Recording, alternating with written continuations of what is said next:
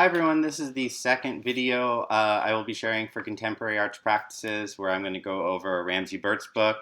As I said last time, Burt does a really great job of kind of going through the history of contemporary dance, especially in the US, and doing so while contextualizing it alongside the visual arts and historical occurrences as well. I think what's really interesting is how Burt's book kind of takes up the dancing body as a way of testing and revising the ways in which we relate to bodies and space in general.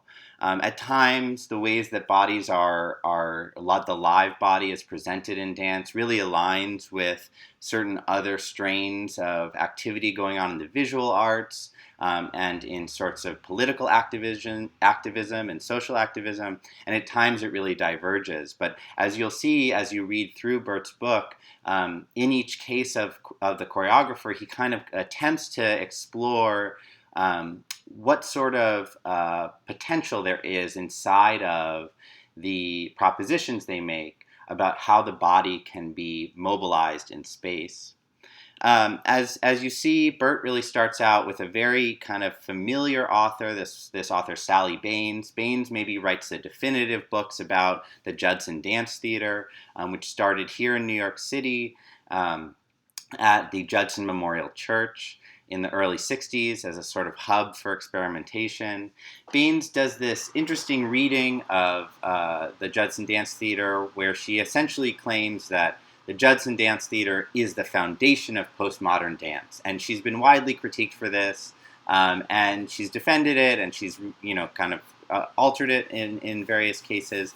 But what's interesting about Baines's argument is she says, what is postmodern about dance, what is exceptional about the Judson movement, is that they privileged form over content. That they got rid of all the narrativizing of dance, of what would be called like concert dance or theatrical dance, and it was a focus purely on exploring movement. Now, this is in some sense true. There is a real rejection of narrative, and there's a real formal study of dance and movement. At the same time, to say that postmodernism is defined by its rejection of content really kind of puts blinders on to the rest of the world. Andrea Lepecki, who's an author, will critique this sort of reading, where he says something along the lines of, how can we even be post-modern when we still haven't done with the project of modernism itself, when we're still living under the kind of oppressive logic of someone like Greenberg, who we read last semester. It's interesting to consider the tension in defining modern versus postmodern in the visual arts and then in dance, especially in dance, which is a field that kind of never really was modern, insofar as if we think of the conventions of modernism in the visual arts was really about a drive towards abstraction and abstracting away from representations of the body. When you have dance, you have the body and there's almost no way around it in some sense. When you present live bodies on stage, how is it possible to get them to a degree of abstraction where they negate their own presence? That would be the kind of modernist move. So in some ways you could say dance has never been modern, right? So it's interesting to think about the tension between modern and postmodern in dance as well. And as well to think about how dance, in some sense, becomes the space for reacting against that project of modernism. If modernism was not only about a drive towards abstraction, but a kind of turning inwards and these sorts of, the rise of like the abstract expressionists, for instance, where you have these kind of singular genius artist figures coming out. Dance, insofar as it rejects a lot of those principles, insofar as it's a much more collaborative medium, becomes this thing where you could say, in fact, there's an attempt to democratize the arts, to make it accessible and available to anyone, to say that movement is art, and then to give that movement to other bodies is to, in some ways, disseminate art in a way that a single abstract painting doesn't do. Part of this involves, of course, dealing with embodiment and the notion of being and having a body in space, and particularly in the 60s, having a body that is not what we would call transcendental. It's not exceptional. It doesn't already stand in for something, but to approach the body in what's called its materiality, that is, in what it can do and what it can't do, in its successes and its failures, and in some ways to use that to get closer to an art that attaches to everyday life. And of course, as I've mentioned before, there's a sort of breaking down between not thinking of dance as a form of simply expressing something, of having something inside that needs to come out. That's a really kind of stereotypical way of thinking about dance. But of dance as a form of creating or evoking something in space. I will always push you to think, how does this dance reconfigure the way we relate to the space around it? So it's not just about sitting back passively and watching movement on stage, but how the movement is doing something to the environment around it.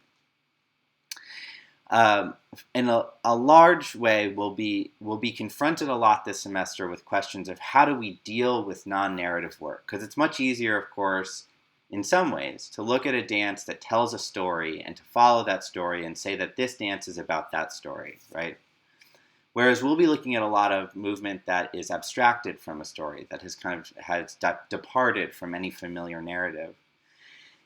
And I would just encourage you all to just sit back and watch and take notes and to try and enjoy and appreciate it and not be overburdened by the idea that you have to get it, right? Often there isn't something to get behind dance. And it's something that a lot of people will say, they'll see a work and they'll say, I couldn't figure out what it was about, In some ways, we really can't figure what these things are about, but we can surmise what they're about. We can make arguments about what they're about. And that's what the reading response papers are for, is for you to test out an idea about what you think this related to or how it connected. In some ways, this is relevant to the distinction that Bert brings up through this other theorist, Peggy Phelan, of the difference between metaphor and metonymy.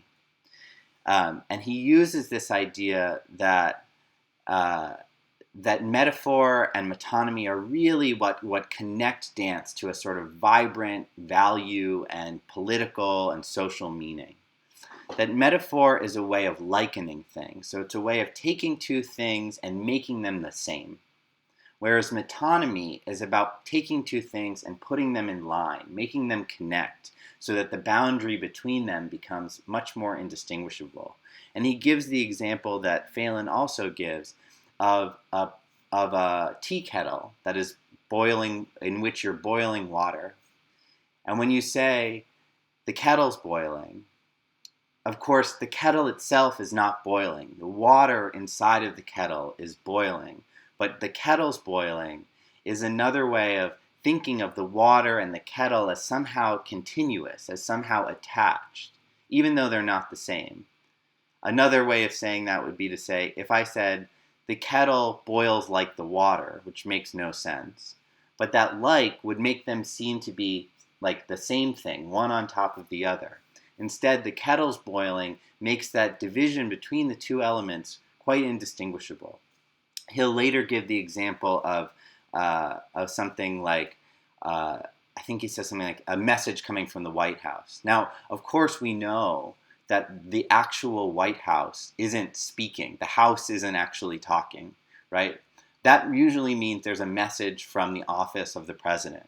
But we associate the White House with the presidency, and it's this whole chain of connections that's what metonymy is, that chain of connection that allows us to attach the idea of presidential message to the White House, to this idea that a message is coming from the White House means it goes back to the president, right? So that's sort of what Bert goes through in the introduction. In Chapter 2, he really gets into Merce Cunningham's work, and Merce Cunningham's work we'll take a closer look at in the video for next week. It's interesting the way that he kind of contrasts Cunningham's approach to the work of Duchamp and his ready-mades. In many ways, Cunningham approaches dance by taking some of the tools of something like ballet and a very formal practice and tuning it towards the particular bodies of his dancers.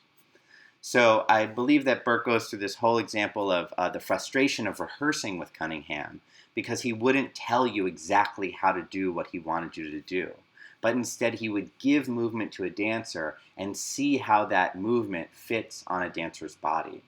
So a lot of Cunningham dancers would say, for instance, that no two dancers will make the same steps, even when they're given the same direction. And that's really important for Cunningham.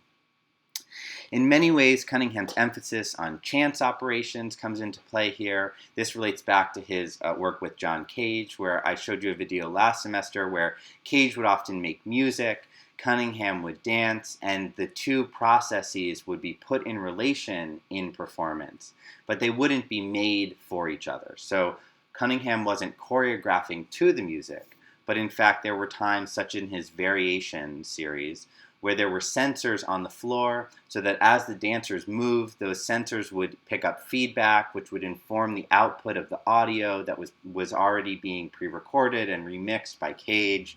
So it's this whole kind of chance operations of whatever occurs in the space is what the performance is. And the chance operations also inform a sense of having a structure that is unguided.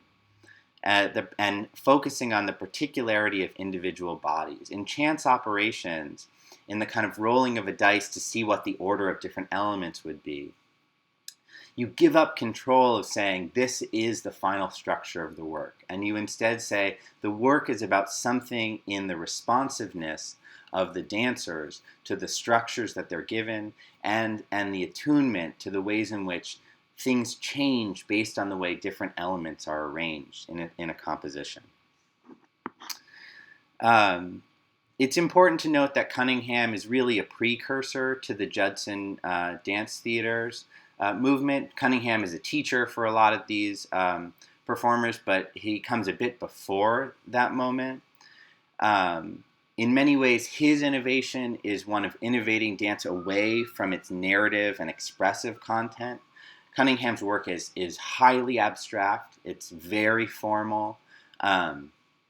There's really no sorts of reference. There's tons of references that Cunningham uses in choreographing, but none of those references are given to the audience when you see the work. And in fact, the Judson dance theater movement, which will take up a lot of these concerns that Cunningham sort of develops, is actually something that isn't even born out of Cunningham's class, but it's born out of workshops that are hosted by Robert and Judith Dunn in their loft space.